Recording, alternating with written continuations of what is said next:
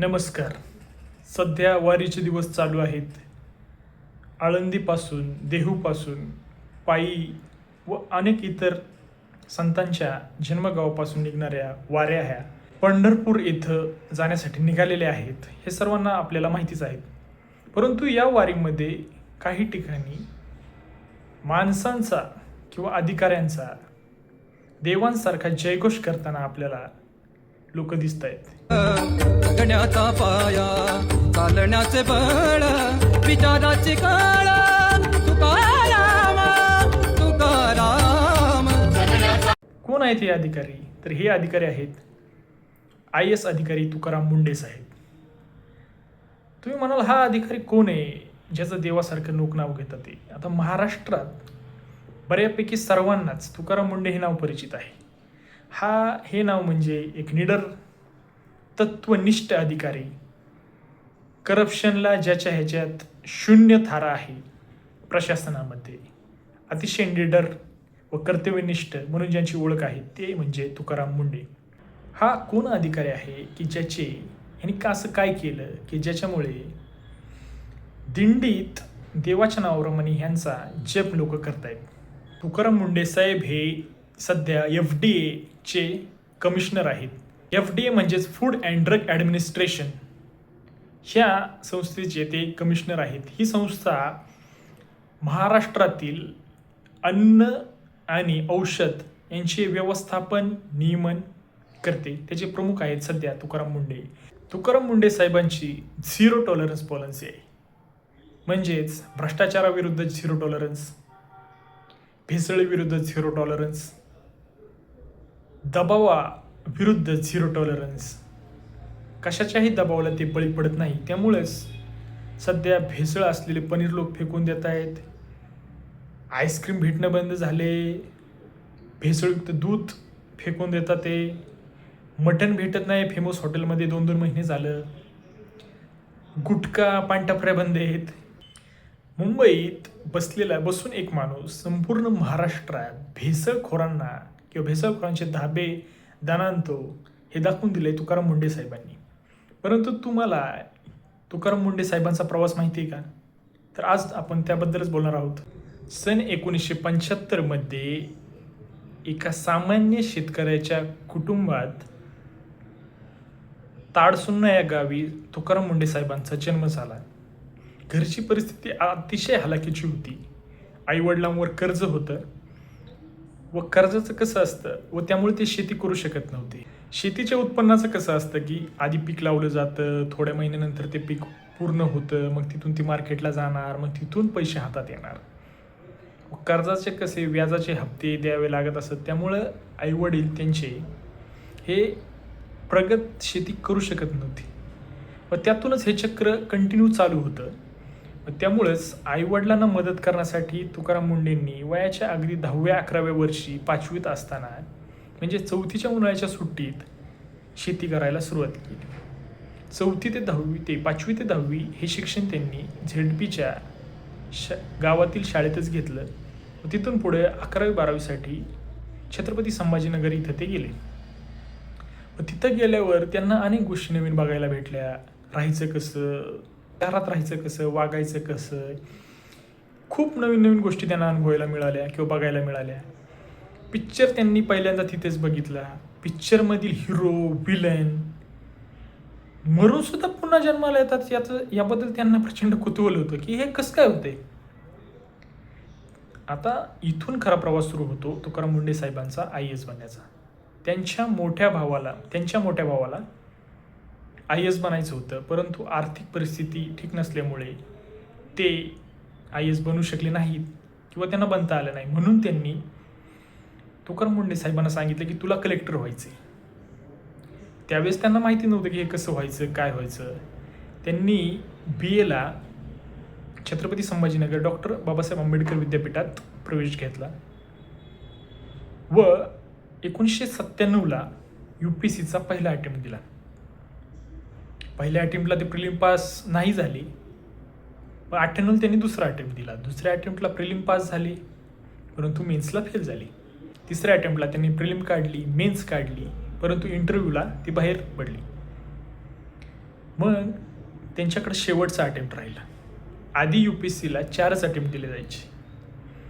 मग तिथं मनात प्रश्नांची घालमेल सुरू झाली की 11वी-12वीला चांगले मार्क असताना MBBSला न घेता BAकडे वळणं कुठंतरी त्याला यांची खंत वाटू लागली. कारण की फायनान्शियल प्रेशर त्यांना वाटू लागलं.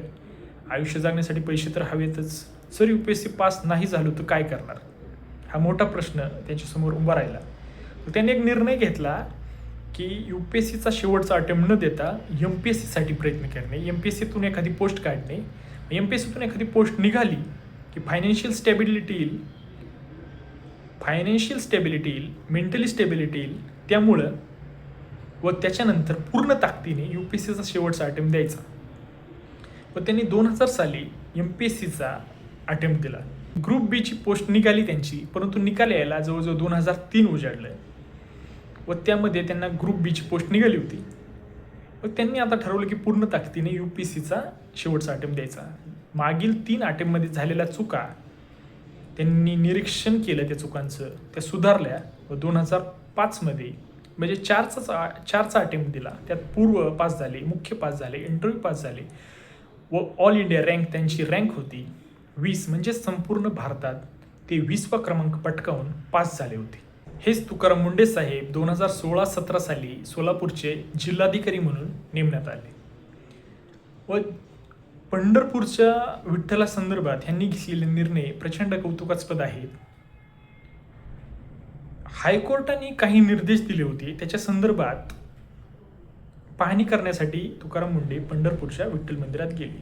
तिथं त्यांच्या असं लक्षात आलं की जो वारकरी 3 ते 4 आठवडे पायी चालत येतो त्याला पंढरपुरात आल्यावर सुद्धा विठ्ठलाचं दर्शन घेण्यासाठी जवळजवळ 28 ते 30 तास लागतात.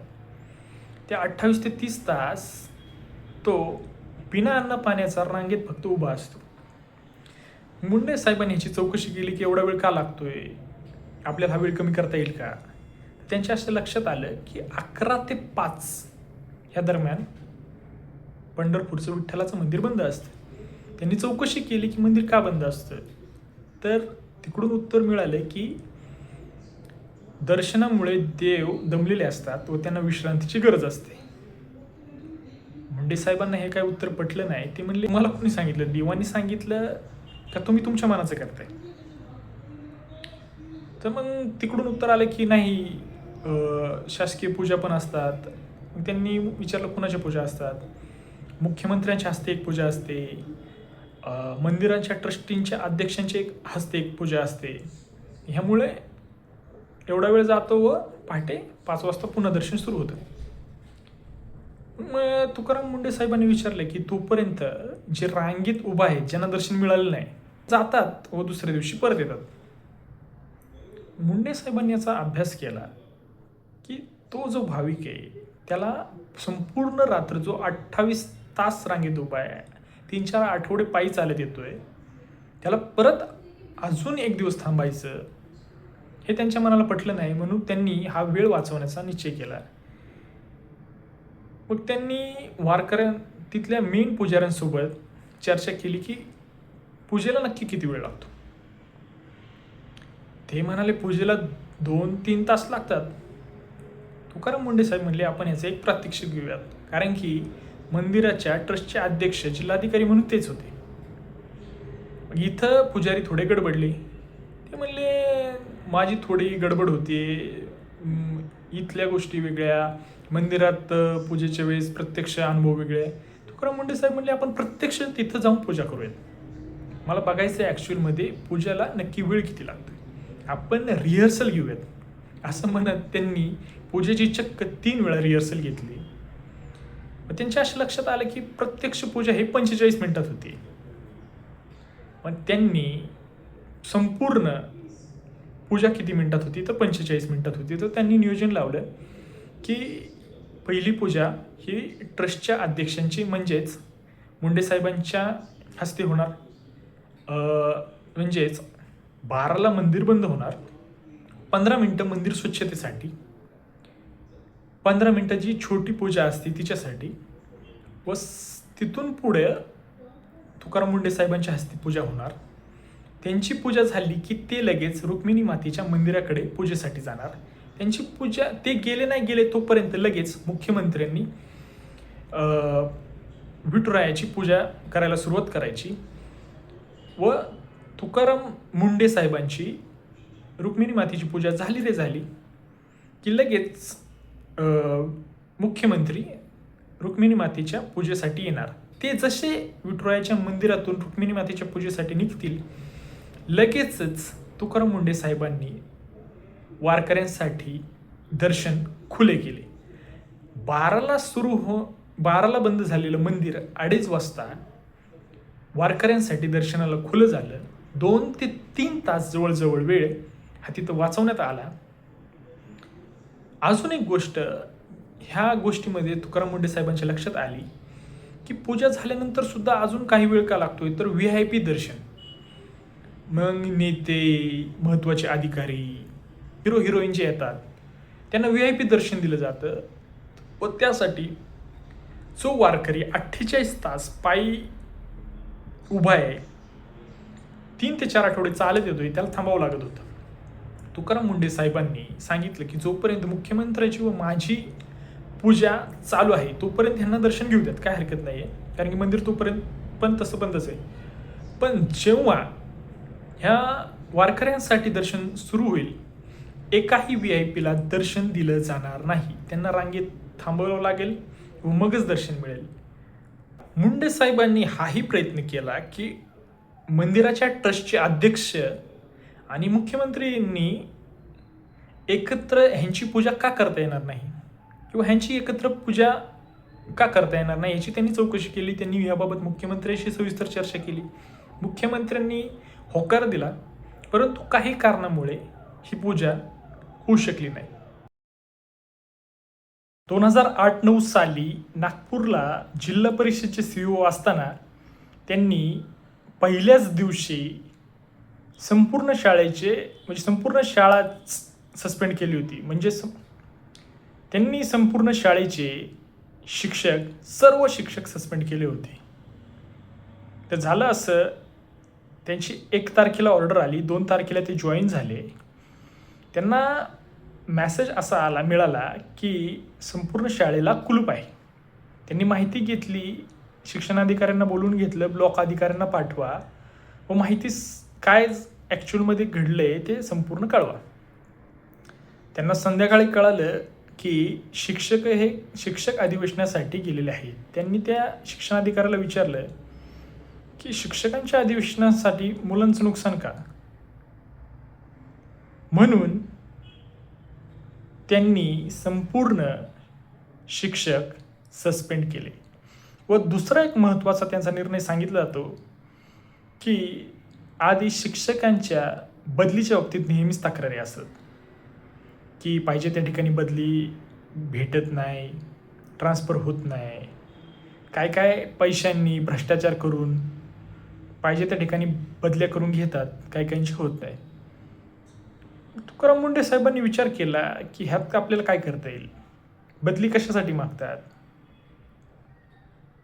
तर पाहिजे त्या ठिकाणी त्यांना काम करता येईल. मग आपणच त्यांना पाहिजे ते ठिकाण देऊयात ना. पण सगळ्यांनाच पाहिजे ते ठिकाण देता येत नाही, मग काय करता येईल.